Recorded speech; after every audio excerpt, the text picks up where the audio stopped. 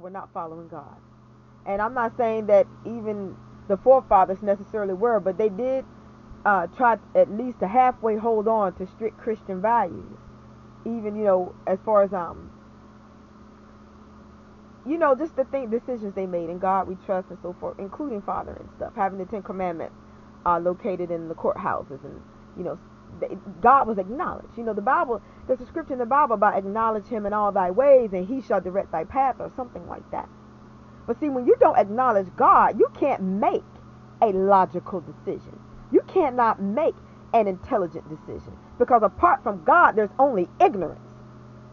Apart from God there's only destruction. Apart from God there's only folly and foolishness. Apart from God there's only the mind of Satan. And as a man thinketh, so is he. So if Satan is doing the thinking and the coaching for these folks, that's who they are. The devil. Oh my God, I'm talking to somebody, and I'm not referring that to everybody. I'm just talking to the ones that have the power to make decisions in this world and in this country, and they're making dumb decisions, and everybody else has to pay the price for it.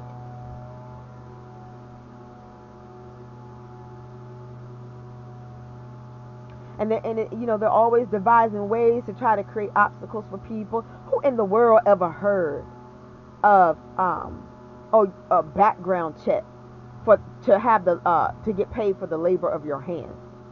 That is the dumbest thing I've ever heard in my life, unless it pertains to human welfare. And by that I mean, you wouldn't hire a pedophile in a daycare center to take care of children. No, because they're rapists. But I'm talking about just regular old labor or whatever. And people, and some people will say, oh, well, you have to pass a criminal background check. First of all, how is it that anything you've done in your life is any of those people's business? That's none of their business. Your life is your business, and God and your family, your friends, your acquaintances. That's none of an employer's business. That's where you go to make your money so that you can support yourself, feed your wives, feed your husbands, feed your children, buy your homes, buy your vehicles, and live your lives. Go to church, pay your tithes or whatever. And I will stand on that. Your employer has no business in your personal life. I don't care what nobody say. That's your business life, not your personal life. It is none of their business. The only thing that is their business is what pertains to their business. Meaning, are you qualified for the job? You could put a period on it. It's none of their business, you guys. It's none of their business. And they started that mess probably in the mid-90s. And then other people picked it up. And then I guess some people picked it up, some people did not. But I was against it from day one when I first saw people were doing it, and it seemed like it was trending. And I had actually stressed my views regarding it to someone, that it wasn't right, and of course they're going to lean another direction, which I didn't care. I was right, because to me it was something that was created to hold down what we call, quote unquote, black males, because a lot of people have gotten in trouble with the law due to trying to survive in this world, so they've had to do what the law of this land considers illegal activity in order to have money. So if they were involved in something where they had to have a court case, well, trying to survive, and then when they go to try to actually get a job, someone is discriminating against them because they say, oh, well, you went to jail for this or went to prison for that, like a drug sale or something like that. It's just a trick of the enemy, y'all. I'm telling y'all, that's the mind of Satan. I don't care what nobody says. It is none of nobody's business what that man did in his life, as long as he's not disrespecting his workplace, as long as he's not stealing or causing havoc in the company. His personal life is his personal business. And the same thing for you women out there. I'll stand on that. I'm 100% against people putting their employers in their personal business. That's your employer. That's it. That's all. The purpose of them is for you to make money and for you to make them money. And that's it. As long as you can do the job, you should not be denied employment. I don't care who you are. If it's not anything that's going to hurt or harm other people. Like I said, you wouldn't hire a pedophile or a rapist to watch children. No, that should be basic common sense. You wouldn't do that. But you know what? I think we live in a world where there are enough intelligent people out there to know that just because someone has not been convicted doesn't mean they're not a pedophile.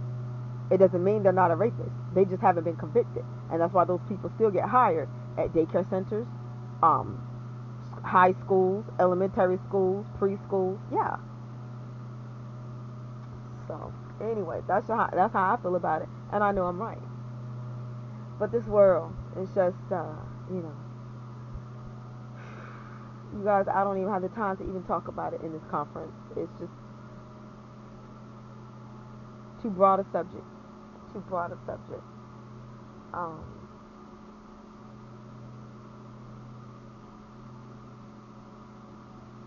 I don't even know what type of relationships people have now, where there's no fidelity, there's no loyalty, there's no honesty. And because there's already the notion that the person will cheat, they entertain these things called this thing called open marriages and open relationships. What is that? If people are going to adopt that mindset, just stay single. They're better off just, may as well just stay single and whore around. Why try to come into a marital union knowing it's not a real union? Marital union equals fidelity, covenant. If people come into a legal covenant before God and they go out and sleep with other people, the covenant is broken. And that's not a covenant at all. Oh my gosh, people just don't get it. I think a lot of people out there, you just decided to just stay single. That's a wise decision. Because to be involved with people now means you're putting your life in somebody else's hands. You're putting your health in somebody else's hands. Your mental well-being, your joy, your happiness. Because you're spiritually connecting yourself with somebody that now has the power to destroy you mentally, physically, and emotionally. Because all they have to do is go out there and sleep with one wrong person, and your entire life can be destroyed and uprooted. It's a matter of life and death now, you guys. To date or not to date, a matter of life or death. To marry or not to marry, a matter of life or death. And then people can say, even as it pertains to the marital union, they can say, oh, well, you can use protection and all of that. What man on earth is going to deal with that every time he wants to be intimate with his wife? I mean, really.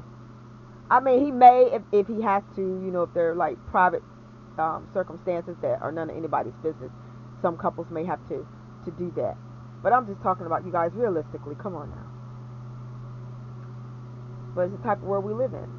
And the reason why STDs are on the rampage is because there's no fidelity in what is supposed to be committed relationships, whether if it be girlfriend, boyfriend, or especially marriage. I think that it's like, if people are faithful in their marriages, you don't have to worry about things like that. That's on the outside. You and your spouse are on the inside, and you have this agreement that you will only indulge or share yourselves with one another. You don't ever have to worry about contracting anything that can be life-threatening or life-altering. And even though with girlfriend-boyfriend situations, it's like, of course fornication is forbidden, but still, if you're in a committed relationship, you don't have to worry about external forces or external things, elements coming into play in your union, in your courtship, and putting your lives in danger. But it all boils down to a lack of discipline, fidelity, and having a conscience. And I think a lot of people really just don't even care anymore. I guess they just figure, they just don't care. It doesn't matter to them if they contract anything or not. They're so lust driven, and they're so sexually they're so accustomed to being so sexually indulged with other people. They just don't care anymore. People just don't care about themselves anymore.